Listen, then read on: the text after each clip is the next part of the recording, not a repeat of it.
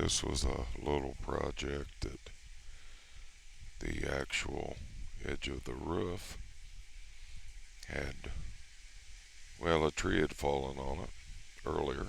Then the roof rotted and turned the rafter tails went bad. So I ended up having to remove the entire side of that. Of course, with a grinder and a cutoff wheel, removing the nails. Put the rafter stubs back in for the overhang. Then added the fascia boards, followed by the soffit material.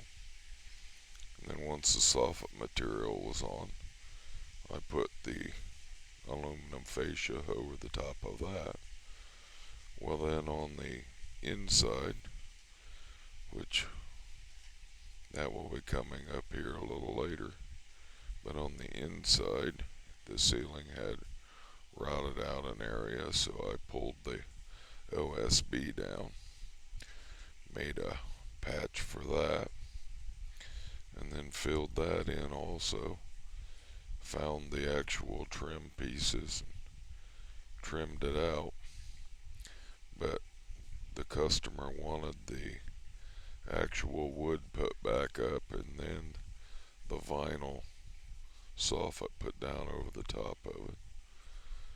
Was not too bad a job at all, other than ladder work, but just part of the job. Anyway, just a nice little quick video. Oh, the drip edge, I did find that with a set of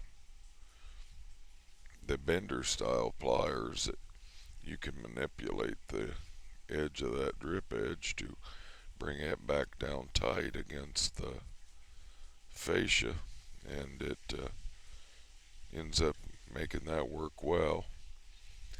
And at this point, where everything was fastened up, then I went back up, went through rolled the shingles up and run one nail back down to fasten the actual plywood back down.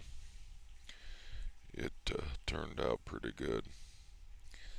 I know the customer was happy, and in the end, that's the part that counts. They had been looking for someone for quite some time, and everyone was so outrageous, quoted so much time, and yes, this could have been a lot bigger project, but I did what the customer asked. As long as they're happy, I know I'm happy. Here was the replacement of that inside panel. Said he was wanting to get that up so he could pressure wash and put the grandkids to painting. Yep, hope you liked it. God bless all.